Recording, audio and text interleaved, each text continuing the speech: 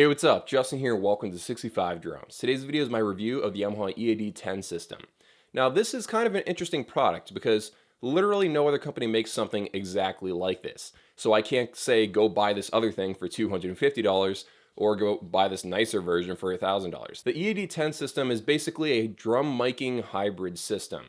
So you have an acoustic drum set, you put this little mic pack on your kick drum, it mics your entire drum set, and then it also triggers your kick drum at the exact same time. So now you can actually layer sounds on top of the acoustic mic'd kick drum sound. This runs over to a drum module that does all the processing.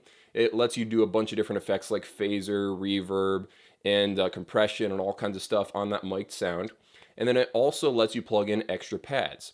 And so it has all kinds of internal sounds as well. Okay, so before we go into the pros and cons of this product and whether or not it's worth that $500 price tag, I'm actually going to jump over to the drum set and show you the module menus and everything, and all the different kinds of effects and how it sounds and everything. And by the way, I've also done a 20-minute just raw playthrough of all 50 preset kits inside of the drum module. So if you really want to get a feel for how it sounds, I'll post a link to that video right up here if you want more in-depth playing examples. But now I have to somehow set up a way to add a mesh snare to the setup. Like I said, you can plug in a drum trigger or two, maybe a mesh pad, and I don't have any extra snare pads lying around, so I'm gonna try to be creative. Okay, so let's do a quick run through of what you can do with the drum module. First of all, I'm gonna play this kit right here. It's kind of modified. I have a Roland RT30 HR snare trigger right here. I've got a Roland PDX 100 pad right here, and then I've got a UFO drum trigger right here. And then of course the kick drum also has some sound on it because it's triggered from the miking module. I'm not saying you're going to want to put this many electronic elements in your acoustic setup. In fact, it might be better just to have kick drum triggered and maybe the snare sometimes. And you don't even have to have all these active on every kit. You can actually turn certain pads off if you want to have a certain sound for one song or a drum cover, whatever it is you want to do. But this is just to give you an idea of what kind of electronic elements you can add.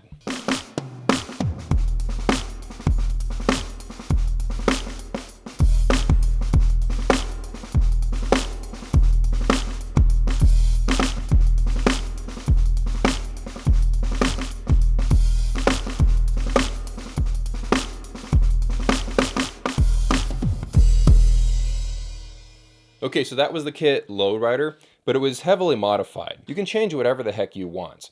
Now on the module, this is how everything works. You got the three main knobs right here that you're going to use most of the time. This is the level of reverb on the drum set. I'll show you how these different sounds interact. The effect sound, so I think there's a compressor effect on this kit, which I like quite a bit. You can turn up and down the amount of compression right there. And then the trigger sound, that's how much of the added layered sound you want. Whenever you hit one of the triggers, it actually changes the value because I've got my snare only up to about right there. The kick drum over here is set all the way to like 10 because I really like that low sound. You can change any one of these effects by just pressing one of the three buttons right here. These three buttons equal these three knobs. So at least in this menu, you press reverb and now you can select plate reverb, small stage, room 2, room 1, studio, whatever you want.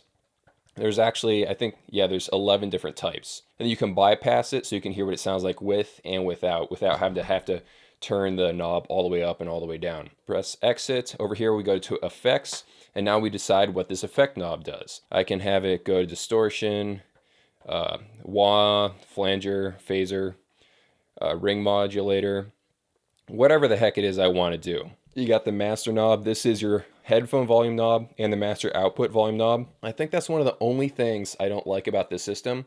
I'm not sure why they didn't have a headphone mix and a master out mix. That really doesn't make any sense why they don't have that. Then there's the click knob. You can press this button over here to start a click track, and you can actually decide on the BPM and all that fun stuff. And then over here is the scene knob. They call their kits scenes because you're just adding layers of reverb, flanger, whatever you want.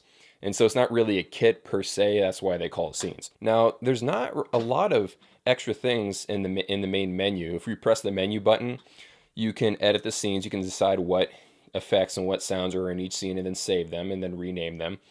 You can adjust the trigger settings. I haven't even delved into getting all these perfect, but good enough for the video demonstration. You're gonna have to spend some time in that if you lean really heavily into adding electronic pads. And not all triggers work the same, like this UFO drums trigger over here. This thing is made for hybrid drumming. This trigger over here is made more for like mesh drum heads and stuff. So that's why this is performing better. The next menu is called Utility. If we press enter, you have pad function, phones EQ. So I didn't even know that you could actually EQ your headphones. Okay, so that's interesting. It's just a 2-band EQ, but that's nice. Most drum modules don't let you do that. And down here we have job.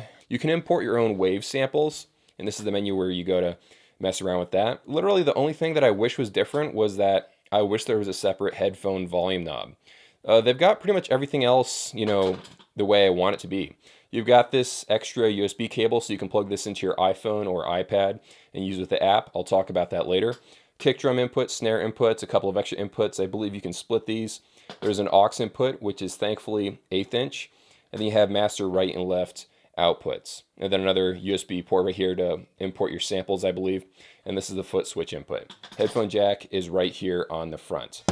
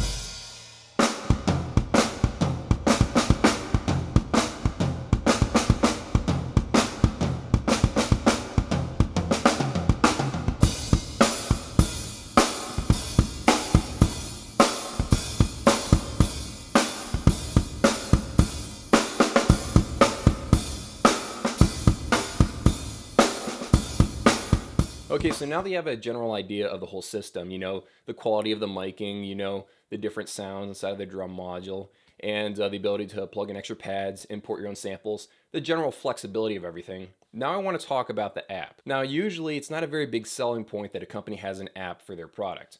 But with this system, the record and share app that they have on the iOS App Store is actually really darn useful. The only catch is that it's on the iOS App Store. If you don't have an iPhone, you're going to have to go buy like a cheap iPad off of eBay or something to use the app. So whether or not you want to go through the expense of buying that if you're an Android user is really up to you. Also, you have to buy this dongle. This is the Apple, what do you call it? The Apple camera adapter. I could only find it at a Best Buy or online, and it's basically lightning to USB. You plug your phone into the adapter and then a USB cable from this to your drum module. So this is the connection. This is what it looks like. But anyway, after you do that, you can record really high quality drum covers straight from the app. And it's like CD quality audio, according to them. So the reason why I like this app so much, as opposed to something such as iRig, is the fact that you can actually adjust the music and your drumming independently in post. So once you're done recording the drum cover, you realize you can't even hear your drums very much. You need to turn them up.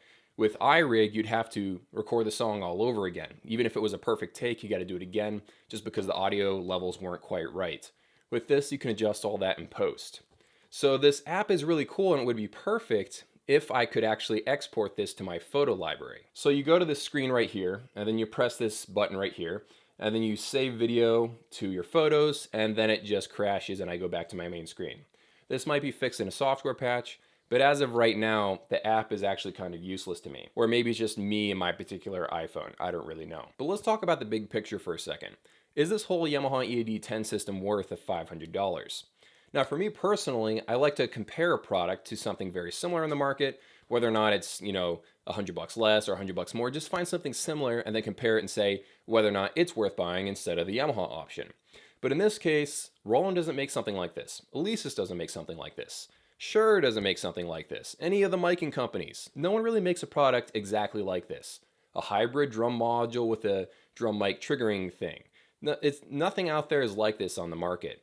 Now you can recreate something like this if you really want to. You could go buy a Roland TM2 drum module and then go buy a kick drum trigger and then go buy a set of Samsung mics for $200 and then go buy an audio interface to plug those into your computer. You could do all this stuff, but it's going to cost you hundreds of dollars more unless you buy those options used. So this is a very compact system that just works really well for the thing it's trying to accomplish. This whole system is very well thought out and I like it quite a bit.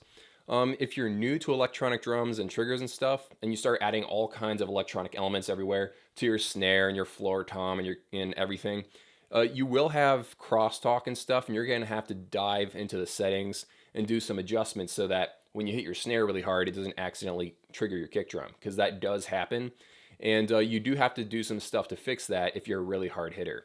That's the only major downside to this. You're going to have to learn how to use the settings.